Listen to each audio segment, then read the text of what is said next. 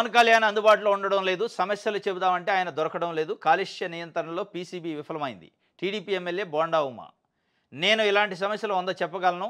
ఉమా తన వ్యాఖ్యలను ఉపసంహరించుకోవాలి. Deputy CM Pawan Kalyan ఘాటు స్పందన. నిన్న అసెంబ్లీ వేదికగా తెలుగుదేశం పార్టీ వర్సెస్ పవన్ కళ్యాణ్ నడిచింది. తెలుగుదేశం పార్టీ వర్సెస్ ఎందుకు అంటున్నాం అంటే Telugu Desam party MLA bonda Uma Telugu Desam party అధ్యక్షుడు చంద్రబాబు నాయుడు గారికి, ముఖ్యమంత్రి గారికి అత్యంత సన్నిహితుడు, ఇష్టమైన వ్యక్తి. లోకేష్ గారికి చాలా దగ్గర వ్యక్తి బోండా ఉమ. ఆయనతోని మరి వీళ్ళు అనిపించారా, ఆయన అనడా తెలియదు కానీ మొత్తానికైతే డైరెక్ట్గా పవన్ కళ్యాణ్ గారు డిప్యూటీ సీఎంని అటాక్ చేసిండు. పవన్ కళ్యాణ్ గారు ఆఫీసులో దొరకడు. ఏదైనా సమస్య చెబుదామంటే దొరకడు. ఆ సమస్యకు సంబంధించిన అధికారులకు చెప్తే వాళ్ళు పట్టించుకోరు. ఆయన డిపార్ట్మెంట్లో పీసీబీ అంటే పొల్యూషన్ కంట్రోల్ బోర్డుకు సంబంధించి ఆయన చెప్పిండు. ఒక కంపెనీ విడుదల చేస్తున్న పొల్యూషన్ వల్ల ఆయన కాన్స్టిట్యున్సీలో ప్రజలు ఇబ్బంది పడుతున్నారని కంప్లైంట్ ఇచ్చిండట పీసీబీ, పొల్యూషన్ కంట్రోల్ బోర్డుకి. దానిపైన హైకోర్టులో పిల్ వేసిండట.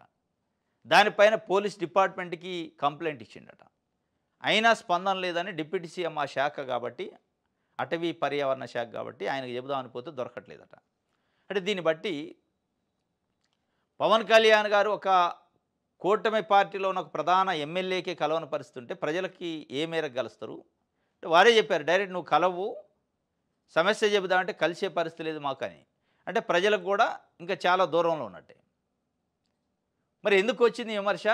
డైరెక్ట్గా పవన్ కళ్యాణ్ని విమర్శించే పరిస్థితి, ఆయన శాఖలో ఎంటర్ అయ్యి మాట్లాడే పరిస్థితి అసెంబ్లీ వేదికగా నిజంగా చంద్రబాబు నాయుడు గారితో, లోకేష్ గారితో పర్మిషన్ లేకుండా బోండా ఉమ అంత డెసిషన్, అంత పెద్ద మాటలు మాట్లాడే పరిస్థితి ఉందా ఈరోజు అంటే అవకాశమే లేదు.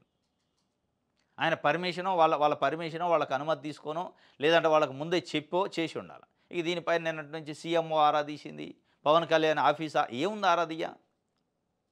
ఒక ఎమ్మెల్యే ఒక డిప్యూటీ సీఎంని ప్రశ్నిస్తే అంత పెద్ద ఆరాధీయాల్సిన అవసరం ఏముంటుంది? కానీ పొలిటికల్ నేపథ్యం, రెండు పార్టీలు ఒకటి, కానీ ఒకళ్ళపైన ఒకళ్ళు కత్తులు దూసుకున్నారు. నిన్న పవన్ కళ్యాణ్ కూడా అదే స్థాయిలో నేను కూడా ఇలాంటివి చాలా చెప్పగలను. చంద్రబాబు నాయుడు గారు ముఖ్యమంత్రి కూడా నేను డిప్యూటీ సీఎంగా ఉంటే నేను సమస్య అని చెబుదామంటే కలవట్లేదని చెప్పొచ్చు ఆయన.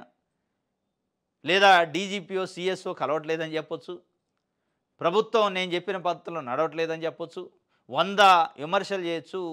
అది తిరుపతిలో తొక్కేసలాట కానించి మొదలు పెడితే, అప్పన్న స్వామి దగ్గర తొక్కేసలాట కానించి మొదలు పెడితే, ఇప్పుడు నిన్న మొన్న జరుగుతున్న మెడికల్ కాలేజీల ప్రైవేటీకరణ కానించి మొదలు పెడితే నేను చెప్పినా ఇంటర్లేదని నేను కూడా చెప్పొచ్చు అని చెప్పినట్టు దాని అర్థం అని మనం అర్థం చేసుకోవాలి. అంతే కదా.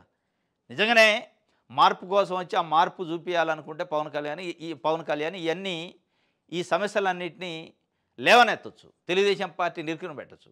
నన్ను డైరెక్ట్గా అటాక్ చేశారు కాబట్టి నేను కూడా మరి ఇరుకుని పెడతా అని చెప్పిండ. కానీ ఉమా తన వ్యాఖ్యలను ఉపసంహరించుకోవాలని డిప్యూటీ సీఎం ఘాటు స్పందన చేసిండట.